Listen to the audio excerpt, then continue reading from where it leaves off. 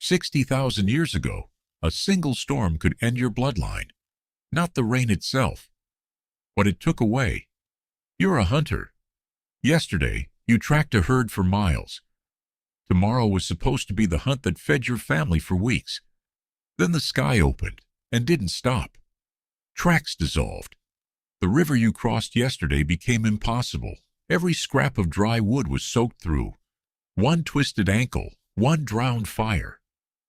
That's all it took to end a family's future. For almost all of human history, rain wasn't weather. It was a threat to your survival. But something strange happened while nobody could hunt. Something a growing number of archaeologists now believe changed us permanently. Rain didn't just erase the world people knew, it erased their choices. Paths vanished. Dry valleys became rivers overnight. A world that stretched for miles collapsed into a few square meters of shelter, and everyone wanted the same places. Humans weren't the only ones running from the storm. Leopards, hyenas, even snakes searched for the same dry ground.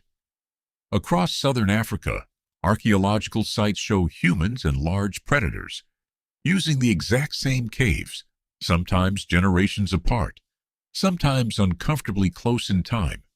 The cave kept the rain out. It never guaranteed you'd walk out alive, which is exactly why, once inside, everyone's eyes kept drifting to the same thing: the fire. Because a cave with no flame wasn't shelter from the storm. It was just a smaller place for a predator to find you in the dark. Humans mastered fire hundreds of thousands of years ago.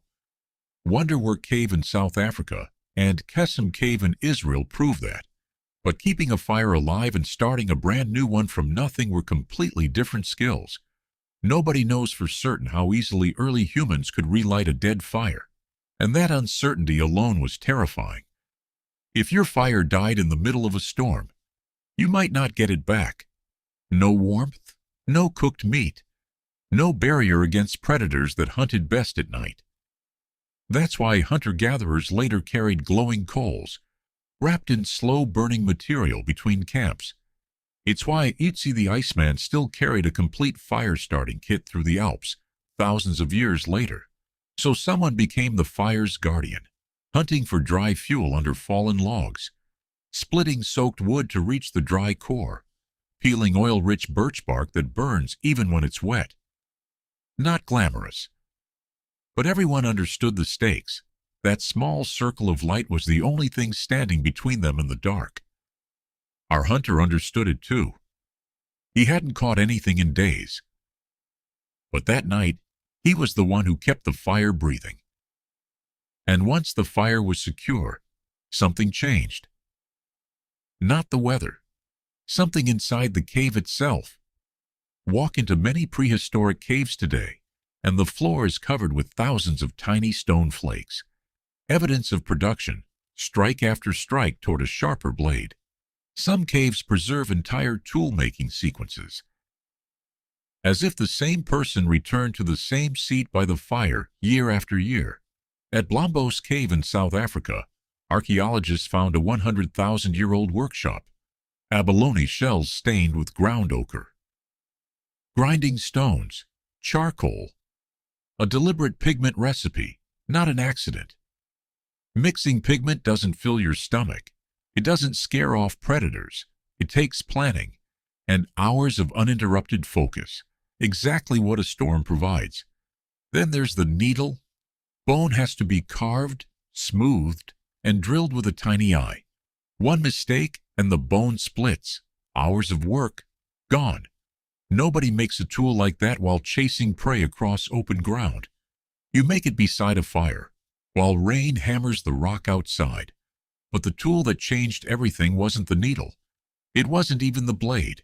It was something you could barely see. The most underrated invention of the Ice Age wasn't bone or stone. It was a thin strand of twisted plant fiber.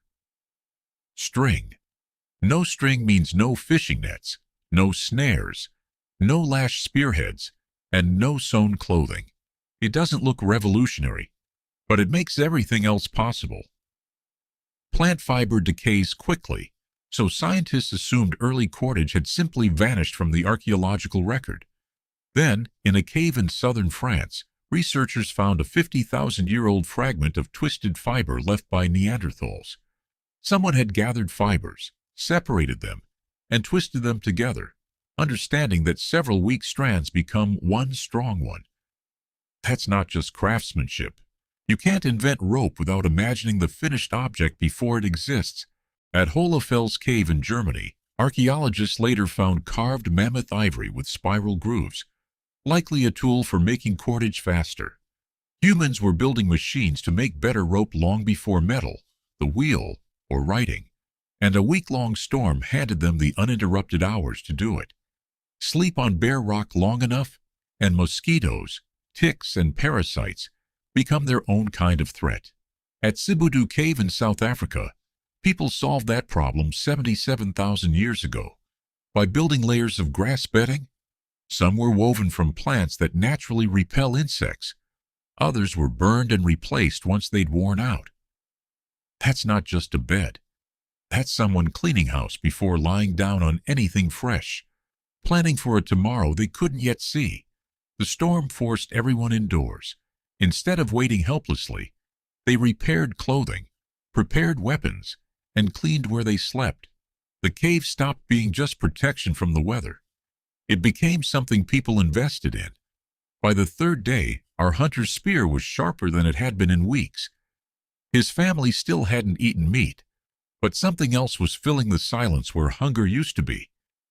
Imagine every spear repaired, every piece of clothing dry, and tomorrow depending entirely on rain you can't control. For the first time in days, your hands go still. Today, you'd reach for your phone.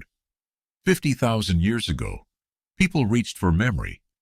In Chauvet Cave in Europe, artists painted horses charging across stone walls, with startling accuracy, carrying pigment and a stone lamp deep into narrow passages, picturing something that wasn't physically there, and recreating it from memory alone. Nobody can prove rain caused this, but many of humanity's oldest surviving masterpieces were made exactly where storms forced people to stay still, together, for days at a time. Stillness wasn't empty. It was where the images came from. But the most powerful creation of all wasn't painted on a wall. It vanished the moment it was spoken, and it outlasted almost everything else humans made. Not a tool, a voice. A week-long storm put the oldest hunter, the youngest child, and the one who knew which berries would kill you all in one place at the same time. Nobody could leave, so they talked.